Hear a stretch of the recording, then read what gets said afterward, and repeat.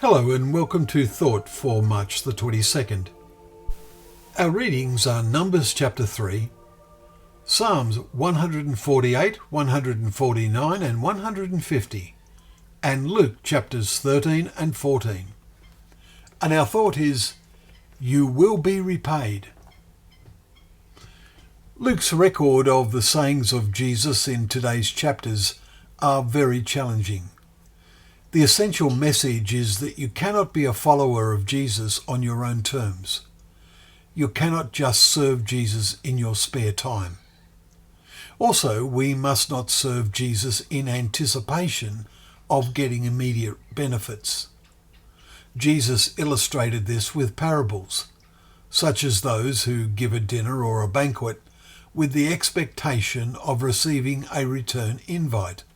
See Luke 14 verse 12.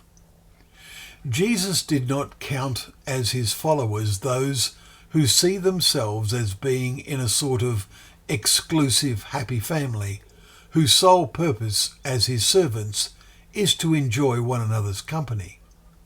Instead, they are to be lights shining in the darkness of the world. Paul put this very well, as we read earlier this month. What we proclaim is not ourselves, but Jesus Christ as Lord, with ourselves as your servants for Jesus' sake. For God, who said, "Let light shine out of darkness," has shone in our hearts to give the light of the knowledge of the glory of God in the face of Jesus Christ. 2 Corinthians chapter 4 verses 5 and 6. How do we show this light of knowledge in daily living?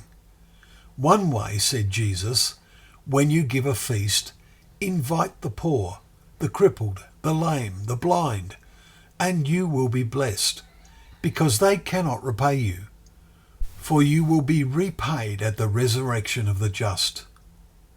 Chapter 14, verses 13 and 14. Jesus, as with all his parables, is using normal events to illustrate spiritual principles. It is among the lowly people in today's affluent world where some are still responding to the light. This is fulfilling verses 21 and 22 of the parable, where the master said to his servant, "Go out quickly to the streets and lanes of the city, and bring in the poor and the crippled and blind and lame." And the servant said, "Sir, what you commanded has been done, and still there is room." So he is told to go out again. The final ingathering must be nearly complete.